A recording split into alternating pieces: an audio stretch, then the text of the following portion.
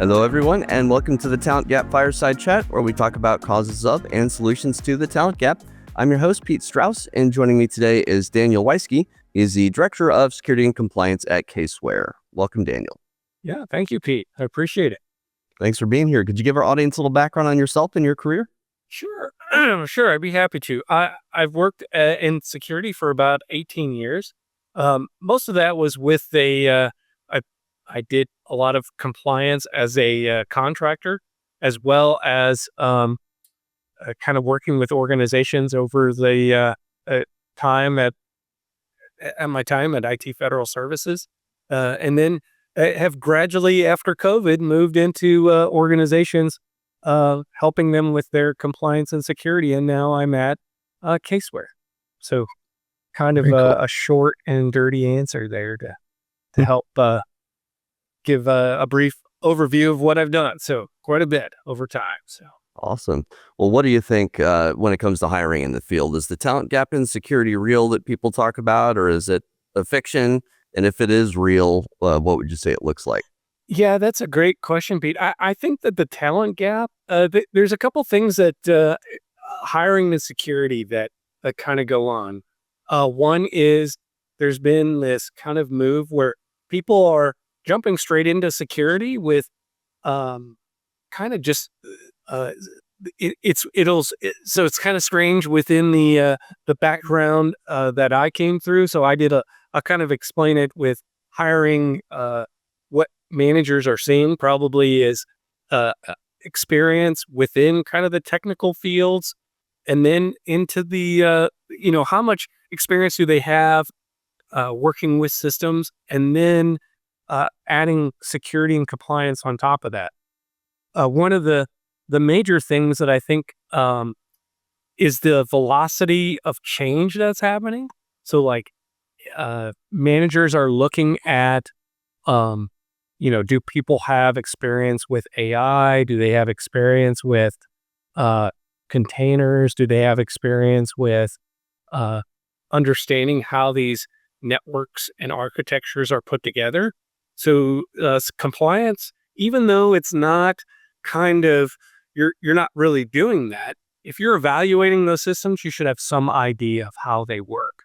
And so one of the big pieces I think that kind of gets missed within the security kind of hiring practices is that people are looking for hey, I just have to review this checklist. Hey, I just have to look at these components. And I think a lot of people are,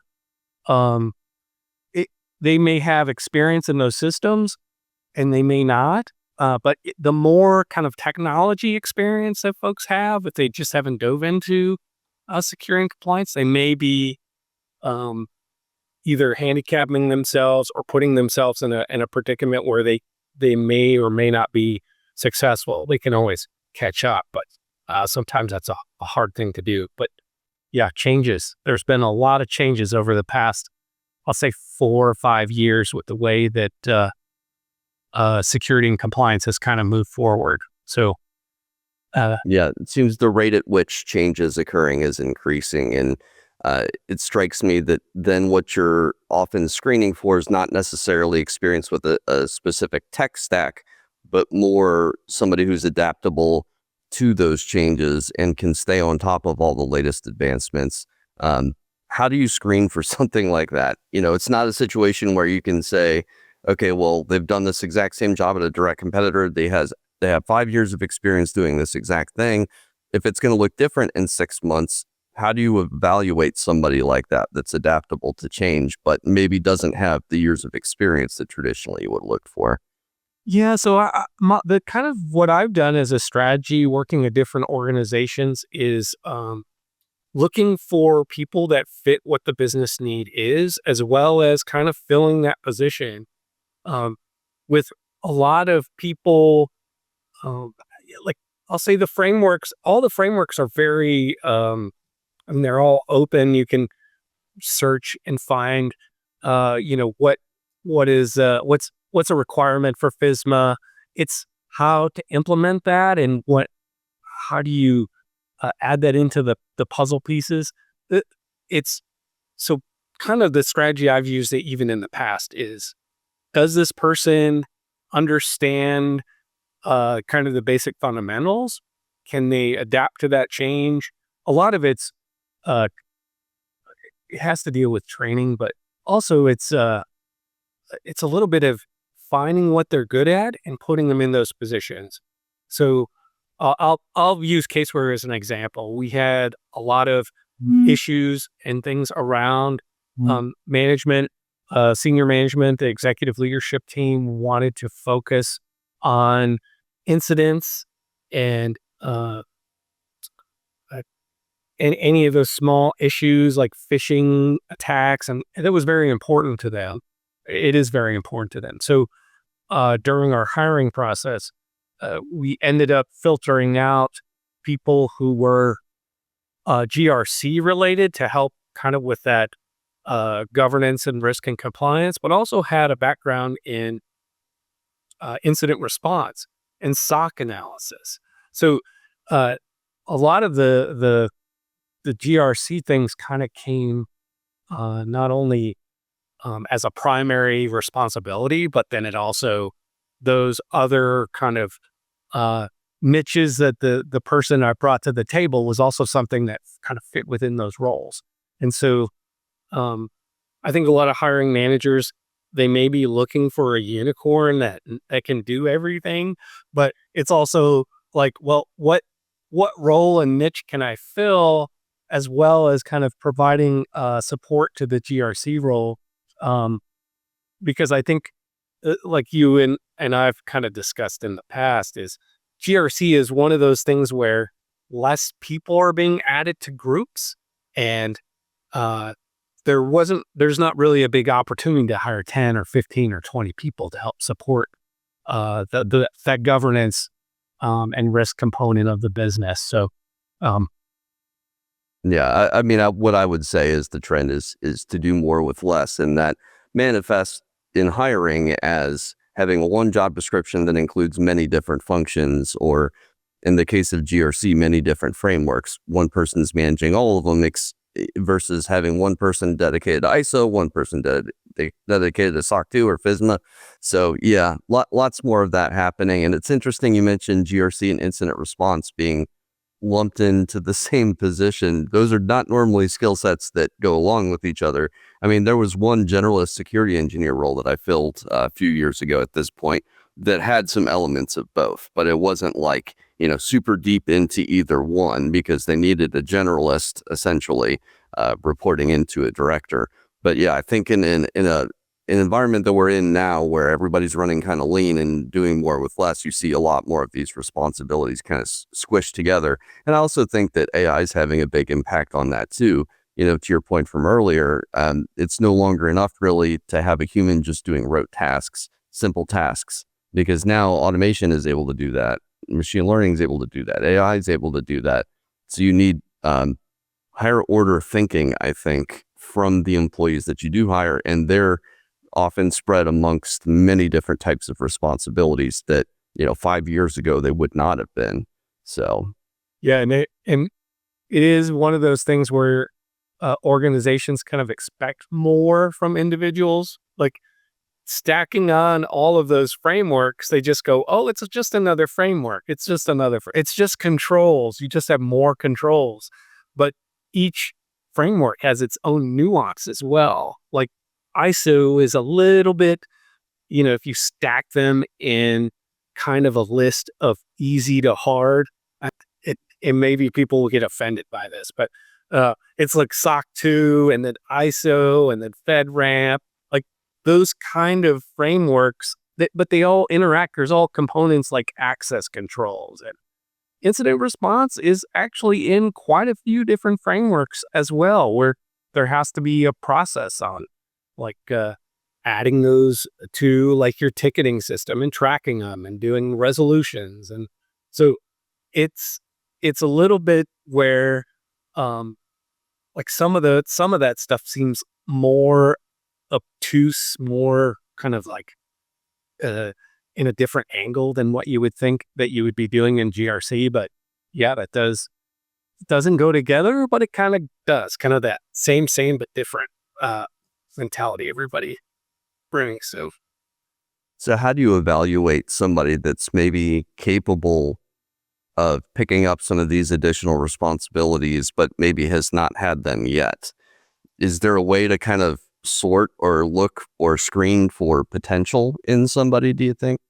Yeah, I mean, that's what I kind of do. Being in all my leadership roles, especially with working with other companies when I was mainly a consultant, it was finding the right people with the right kind of specialties that understood. Like customer service is a big one. Working with IT folks who have like even if they've done something earlier in their lives, like for example, like a flight attendant, uh, I know is a really good. As an employee, I've worked with her, and she's very good with customer service and working in IT, starting out in her career. But um, uh, those kind of skill sets, managers should also look for. I guess one thing I would say is don't think that your last job or is kind of puts you in that bubble. Uh, I would hope that managers look at the totality of like how people are built and what their experiences are to add to those pieces that may make them good at something. Or if they don't like that they can communicate that to their manager. Like, uh, I'm not a great code analysis guy, but I've been put in that position and I know that how to do it, but I just don't like it very much. And so that's like when I've done that in the past, I'm just like, oh, it's terrible, but how do I get around it? Um, I can get through those. And I would say people should have that same general kind of push as well. If they have something they're good at and they like to do, communication is a really big deal nowadays. Um, like if you're involved in GRC, you're going to have to like call people and talk to other organizations. And if you're doing third party risk within that kind of field as well, you're going to have to make sure that you have some exposure. But I'll say a lot of of GRC and what we do is public and online. Um, like you can list what the way kind of I started out was, hey, all this NIST documentation's free. You already paid for it. You might as well look at it. Yeah, it's a dry read, and not fun. But like if you want to learn something, you can always grab those that NIST documentation. Look at like how do I do incident response? How do I do software analysis? What is involved in a pen test? Like there's a lot of documentation and free materials out there to kind of do that. And with a plethora of like YouTube videos and everything else, you can definitely get exposed to it, at least have the language behind it to communicate that you have some idea of what it is. I think that's for sure. super important. So, Yeah, I mean, information has never been more easily accessible than it is today. So, absolutely. You made an interesting point earlier that hiring managers should look at the totality of somebody's experience. I look at it that way as well. I almost think of a career kind of like a story that you can tell, whether you're the candidate or you're the hiring manager looking from the outside at somebody's experience, and looking for those transferable skills, as you had mentioned. It may not like I think a lot of hiring boils down to basically creating a checklist. That's the job description. They got to have this, and this, or 10 or 15 requirements. And if they yep. don't meet 10 or 15 requirements, then they're no good. But if you were to consider other skills that are transferable, or I guess filling in gaps where somebody may not have experience in X thing, but they've shown that, hey, they learned something new 5 times throughout their career. They pivoted very quickly and easily and were successful in these different things. That shows adaptability, or like you said, looking for customer service experience, communication skills. There's so many different things that I think contribute to somebody's being a good employee that you can't discount people because of what they look like on paper. But often I think hiring comes down to basically a simple equation. What percentage of the requirements does this person meet? But I think often the best hires are not necessarily the best fits on paper. They're somebody that was able to articulate and tell a story about themselves and why they're excited about the role. I think motivators really factor a lot into how successful somebody's going to be in a role. It's like, yeah, they could have 10 out of 10 experience bullet points, but if they're not excited to be there, they're not going to be constantly learning, or they're not going to be motivated to do more when, they have a certain number of tasks to complete. They're not going to go above and beyond, basically, if they're not motivated to. So what role do you think motivation has in the hiring process, I guess? Yeah, motivation is a big deal. I think that if you are interested in the position, you're excited to be a part of the organization, you understand kind of what the role is and what the company does, and it adds some bit of a little fire to your belly that you want to do something. I think that is important. There is kind of a mantra of like, don't be desperate, but you can be interested in the company. There's always the kind of a factor, I think, from a hiring manager perspective. What I try to do is look at the potential that people have as well. I mean, it's hard now when you have hundreds of candidates and you're sorting through, and you see a lot of good things on paper, but now you have AI injected into that. You have people fluffing their resumes, and you kind of lose the human part of it.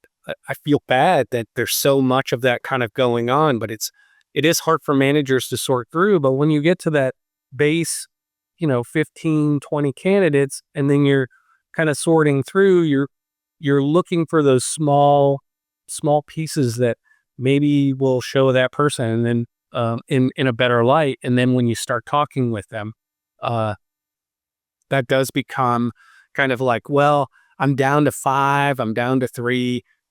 These are the people that are best for the position, and add, if they have certain characteristics that you're kind of like, ooh, this person's good in communicating, or this person has a history of dealing with, like, in their old job, they dealt with grumpy people all the time. Like, maybe that fits within your organization, and maybe it doesn't. But those are all things that I would say from a candidate perspective, don't just discount yourself because you don't have everything, but bring that other stuff to the table, because you may be surprised and win that interview just by having those, just being you, having those characteristics that somebody would just go, oh, yeah, that would really help with our organization and our company. So. Yeah. Well, I've heard often from hiring managers, there's certain things that they look for that aren't necessarily profession related, but maybe they're hobby related, like people that have been either in the military, meaning they're more capable of understanding and respecting hierarchies maybe, or have demonstrated hard work, or, maybe they were on a sports team for a long time and they really know how to, play as a team, and that sort of thing. Like you said, often these hiring decisions come down to these minutia, or these, intangible traits that people have. When I call it the convergent evolution of resumes, where basically through the use of AI, everybody's resumes are starting to look perfect to the job spec, but the people don't necessarily have the experience that they're representing on paper. So, it's like you have to parse through that as the hiring entity or team. And as recruiters, I think the best recruiters are good at not just sussing out experience, because, we're not the most technical always. So we often have to look for more intangible things, communication styles and motivators, and asking people about their experience. And we can usually, if we have some level of intelligence, we can figure out if they know what they're talking about or not. But that becomes more difficult to do when everybody looks the same on paper.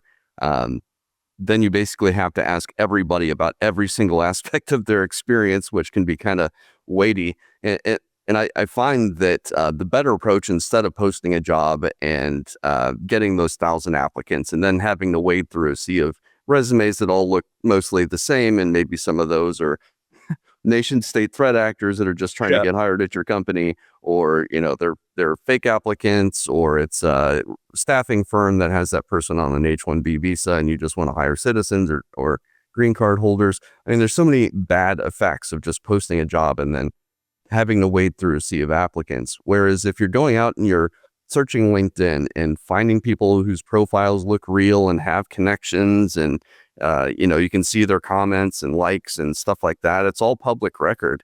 That's a much more efficient way to target the people that you want to hire without all of the noise and the slop and all of this stuff. Any thoughts as to why more hiring teams don't take that approach of sourcing candidates versus posting a job and hoping for the best? Yeah. And this is what brought you and I together. I think that that being the GRC kind of expert recruiter is a super valuable for the community. So, I think a lot of companies just don't know. They just toss it out into the stratosphere and see what pops up. Now, I don't know, but it's just an observation from all these companies. It seems like they're looking for the one GRC person, and they're trying to like fill a role that seems pretty like, we don't know what this really is, but we're just gonna see if it works. If somebody checks all the boxes. And from my experience, my teams have always been, even at Kaseware, we are a fairly small team. We are all very specialized, but we try to divide up the work as best we can. And then also our group involves IT as well. So if we would have used a more specialized approach, we could have probably, I think because of the organization, we're a startup and it's small. I think that may be one reason why they just see what comes. But I also think that larger organizations should be more, they can use to kind of wade through, is kind of basically using that approach of like, can we find someone directly, or can someone else find this talent that fits right in? So I guess, I'm sorry about the long kind of obtuse explanation, but yeah, it's finding the right person for the right job. I kind of, one of the analogies I kind of throw out with GRC2 is we're kind of like, I'll say, garbage men, garbage people of the industry. We take all the trash that's there and we got to bring it to the truck, and it doesn't matter what the trash is, we got to drag it to the truck. So GRC is a weird kind of I'll say, role within organizations from security and compliance, because you're just not banging on a keyboard or kind of sifting through. There's some other stuff that's mixed in, but it's mainly helping the organization match their compliance with the security that they do, and then tying all that together. So, yeah, multifaceted for sure. There's a technical component, there's a people component, there's a process component, and you have to be not just adaptable, but also intelligent across all those areas to be an effective GRC professional. And increasingly, I think, to your point from earlier, it's becoming more technical in nature. This whole GRC engineering movement, it's raising the bar for people that 10 years ago would have just wrote policies and procedures all day. That's no longer enough. You need to be making everything more efficient and automate wherever humanly possible, because that's what management's asking for in the large majority of cases. And to your point from earlier, yeah, the teams are getting more lean. I've never, over the last 5 years, I've seen an increasing number of one-person GRC departments that they'll just get handed the head of title, but they're doing everything. They're an individual contributor, yet they have a head of title, or director of GRC even. And I think that's very common for startups too. But yeah, I think to your point about startups, often the posting and praying method is used simply because of lack of resources. It's pretty cheap to put up a job posting. It's what, $250, $500 for a month. versus paying an external recruiter like me. That's a much bigger bill. It's like, if your ultimate goal is to spend as little as possible, that's a good way to do it. But you're also not ensuring that you're getting the best people that way, because you're just seeing what you can get, to your point. um, and often the internal recruiters, they're not specialized either, because they can't be, for any company that's not a security company, and even for some that are, they have so many different roles, and that internal recruiter may have marketing analyst role on their desk at the same time they have a CISO opening, at the same time as they have a CFO. It's like, how do you develop a specialty in each one of those areas? So, if the hiring manager puts together the job description, we know what we want, let's just post that up. And then often the hiring manager will be pulled in to review resumes if the internal recruiter can't understand it, or, basically they don't know what they're looking at. But I think often a lot of really good fits do get filtered out simply because of the volume issue, where there are too many applicants and the internal recruiter does not know what they're looking for. So it just seems broken to me, but it takes a lot of time to train an internal recruiter. Anybody who's ever worked with one that isn't specialized and has had to teach that person, here's what you need to be looking for, here's why this one's a fit and this one's not a fit, that takes a lot of time. So yeah, have you ever had that situation where you were helping to kind of educate the internal recruiter or your HR person? Yeah, I mean, a lot of it comes down to like, hey, we have all these requirements, but what are you really looking for? And those are the pieces where you're just like, well, uh, I, I, I think people aren't looking for just bodies to fill positions. They want a degree of competency. Can you train them? But it's also, I think what they do too, I think what happens as well is there's also so we'll say cost and price comes into it. So if you can get someone who's, less experienced for a significant amount of money, less, then you can hire more of them. But then you're offsetting kind of that. Well, if I don't need a senior person and I'm hiring a bunch of junior people, you got to off track that with, or kind of balance it out with the ability to, like, it eats up a lot of time from a senior person for training. Mm-hmm. The same is true for kind of the recruiters, training them. If they have not really a big background in technology or what's needed, they'll focus on other pieces and parts that may not really fit in. So a lot of the GRC stuff, they're looking at, hey, of what frameworks do we do, and how does that person match up, or do they have the right education level, or kind of those initial kind of gates, unfortunately, that are there. But yeah, it seems to be the hard thing is to train people, because it takes time, but it also can benefit if they understand and can fit those nuances into what you're looking for.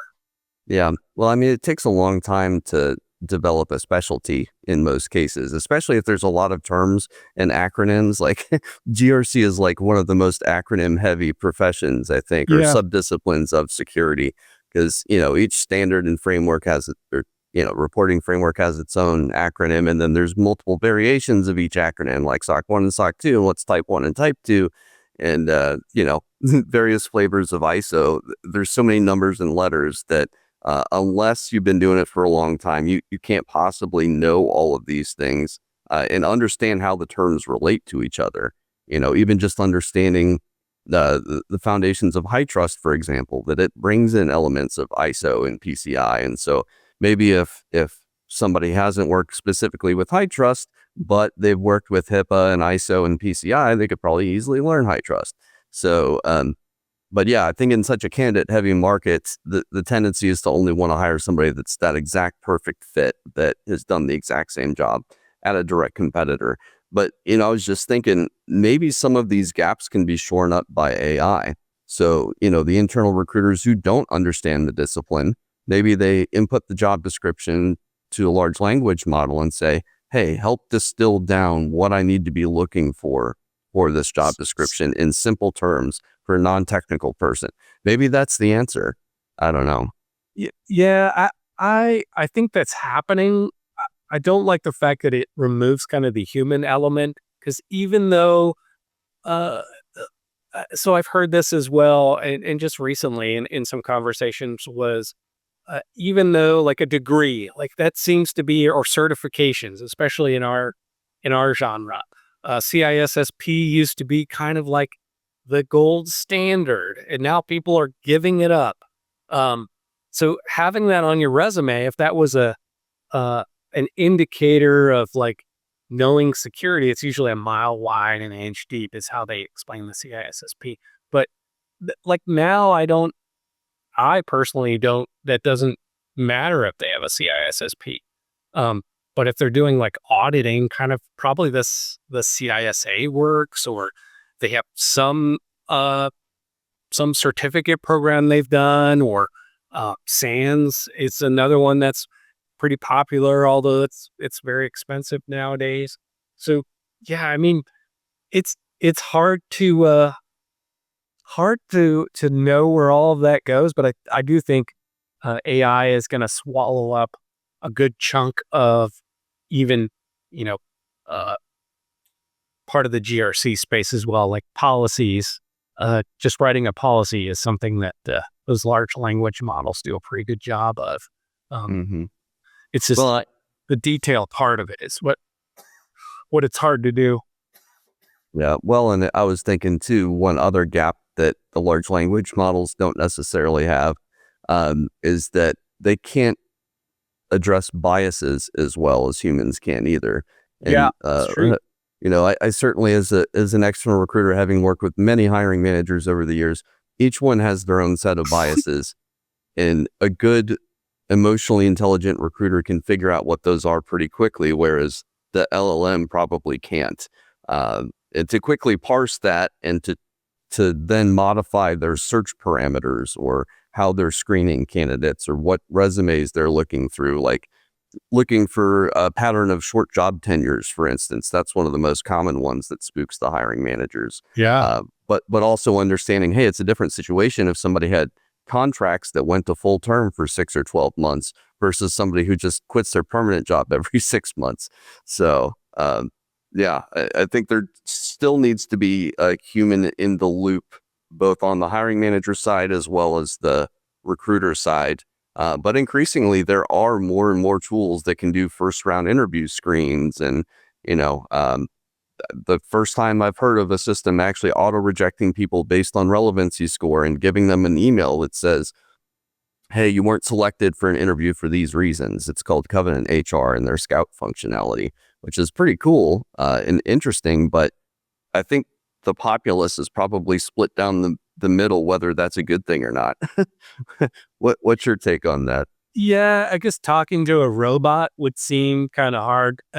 There's no, when you're talking with a person, you can see faces and you see the expressions and see if something you said wasn't kind of fitting into something that they were thinking of.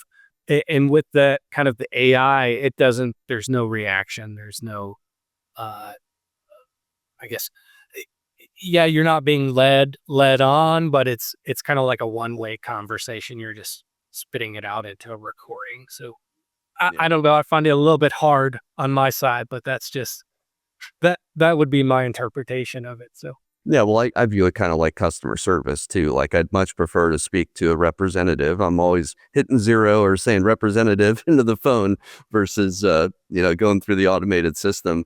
And two, I think there's an element of people feeling valued through the interview process. And that's important if you want to attract really good employees, is to make them, before they're employees, feel like they're valued and their time is valuable.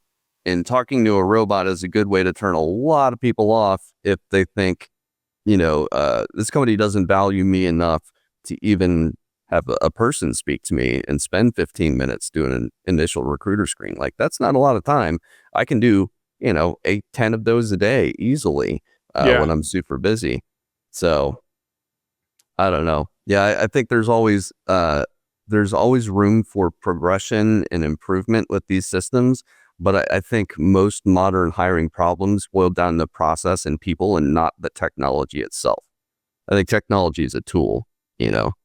Yeah, I totally agree. Yeah, it's with all this AI stuff, it's very interesting that people are worried about being kind of replaced. And there may be some validity to that, but it's also I think people are going to want real people to help them uh, with how they run a business and what they do. I'm sure there's going to be AI, basically companies that are run where CEOs kind of follow everything the AI is telling them. But I think with GRC, there's always a human element because you're dealing with uh, other parts of other engineers, the designers. Like even if it was down to an architect and the leadership, that still is going to need to be something that somebody's kind of putting together, kind of matching it all up. Yeah, well, somebody's always making a decision at the end of the day about risk, and Yeah. somebody has to shoulder the burden of that risk at the end of the day, and it's not going to be an AI model. It's going to be a person. So you have to be able to get your arms around these things with people. And I think in general, people do enjoy speaking to people. Maybe we'll get to a point in society where that changes, maybe as the generations turn over in the workforce and, Gen Alpha is more comfortable with AI from the beginning, maybe they're going to actually prefer to speak to, an AI recruiter. I don't know. I still tend to think that hiring is at least in part a qualitative decision and not just a quantitative decision, that there's an element of, again, a judgment call there and determining something like culture fit or personality or motivators, a lot of these sort of intangible, ethereal things that can't really necessarily be evaluated by a machine, at least until and if we get AGI, I guess. But that's a conversation for another day. Yeah. So yeah, what do you think we're doing right in the industry right now? We talked about some of the issues, but what's being done correctly on the hiring side? Uh, I, I so I think you and I may have talked about this in the past as well. As there's a little bit of a pathway. I mean, the good parts about it is finding the talent that's going to kind of carry on the work or the position, start new to move a little bit further. At least that's my strategy, is try to find people to not only mentor and train, but also to like give them experience in what kind of GRC is, with a little bit of the um, I guess we'll say with the overall kind of shrinking of positions and responsibilities. There's still a little bit of a, toss the more experienced person in. There may be a harder time for new people to get into that pipeline. So it may be a crisis that enters. But as long as the industry can keep pulling in people and keeping them kind of the pipeline going with entering in kind of new people into the kind of GRC space, then I think we'll be okay. Uh, I think it's just a matter of figuring out where this technology system where technology and all these components kind of land versus um, where they're at right now. I know it's probably not a great hey, we're doing this perfectly, but I think the industry in general is trying to keep up with the way things are going. Businesses are trying to find it. I I always go to people too, and I say I feel like we're like going backwards a little bit um, in the way that the same problems exist. But I think that's more of just security and technology in general. Like there's always the business wants to move too fast. They want to spend less money. They want least amount of people to jump in and do the work. So security has always been something that's it's never creates money. It's always one of those things that sucks up cash for businesses. So they sometimes it's a hard pill to swallow. But I think overall the industry is doing pretty good on maintaining kind of the position where security sits. It's always been one of those roles where, it's this discussion of where does the CISO sit has always been a big one, underneath the CFO, underneath the CTO, all by himself, and underneath the CEO. So yeah, I think it's still security's trying to find its role after even all these years to see where it maintains and fits. And GRC, unfortunately, is just in that polling measure of where does it fit versus where does everybody kind of try to make it work. So yeah, Well, it's happening. But yeah, you make a good point about security being kind of seen as a cost center, as they say. And so often I think that's why instead of the G and the C, instead of the G and the R, people are focusing more on the C because it's most closely tied to revenue, especially for startups. Hey, we got our quick SOC 2, hence the race to the bottom that we've been seeing for the last 10 years. But that's enabling us to make money. So I think for any security function, best possible thing you can do is to show that, one, you're either saving a company money, or two, you're making a company money. And I think that's why we've seen the rise of roles like advisory CISO, field CISO, where security is being seen as a market-facing entity that can be an enabler for the business in some way. So yeah, absolutely. And I think the industry, to your point, is still figuring out how many people we're going to need in the coming 5 to 10 years. And I think one thing the industry is doing well, at least on a small scale, on an individual scale, people are mentoring the next generation. I'm just not seeing as many entry-level jobs as I think we should have, because I think we're going to have a lack of people in 5 to 10 years, because very few companies are actually doing internship programs or hiring entry-level people. We need more. And there's tens of thousands, hundreds of thousands of people that want these jobs, and there's just nowhere for them to land. So that's something I think we're doing well enough on an individual level, but not well enough on a industry level, is to not just mentor the next generation, but actually hire them and train them up, So it'll. I'm hoping it'll kind of wash itself out in next couple years, but with as quickly as AI is kind of moving, it's hard to know on what spots it's going to really do well with. What are people's confidence level going to be with kind of using it for those components?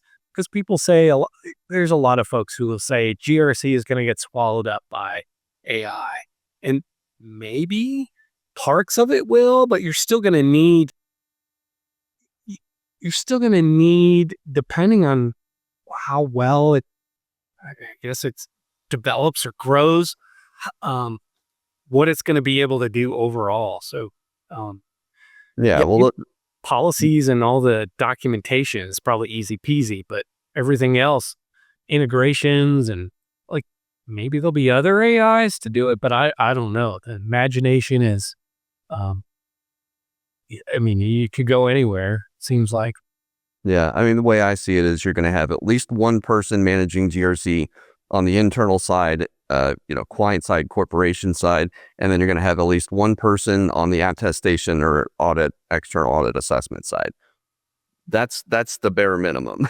So we may have less jobs, in 5 to 10 years. The question is, how many people are still in the industry at that point? And, can we make this matching that, we've been struggling with, I think, the last 5-10 years. But yeah, we're actually coming up on time here, Dan. So just one last question for you. Is there anything we're not talking about in the industry, but we should be, especially as it relates to hiring? I think from a hiring perspective, it's I know that a lot of people are probably struggling and seem to think that they're maybe they've lost some relevancy, but I don't think that's the case. I just think it's the sheer volume of what's out there. So I don't think so. don't give up hope. It's just a numbers game at this point. So, unfortunately. For sure. Yeah. I mean, the way I put it is it's not you, it's just the market. And like you said, the sheer volume of things and the signal to noise ratio problem that the hiring side has not been able to figure out yet. So fingers crossed we get that figured out for the coming years. Well, appreciate your time, Daniel. If people want to reach out to you, what's the best way to do so? Probably LinkedIn is the best. Just hit me up on LinkedIn and I'll be able to chat with you there. So yeah, perfect. Sounds good. Thanks for your time. Thanks, everybody. Thank you. Thanks, Pete.